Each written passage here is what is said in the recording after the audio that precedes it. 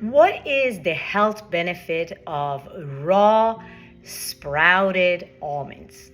When you sprout nuts and seeds, you have to activate them first, meaning you have to soak them overnight and reduce the anti-nutrients that normally is present there.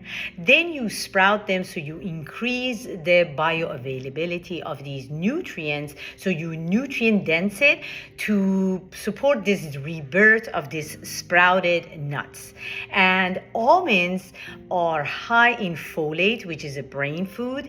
It helps with the reducing the cognitive decline, and also it has high vitamin E, which is also another antioxidant and helps with brain development. And because it's high protein, low glycemic index, people who watch their sugar intake can benefit from this beautiful sprouted nuts as well.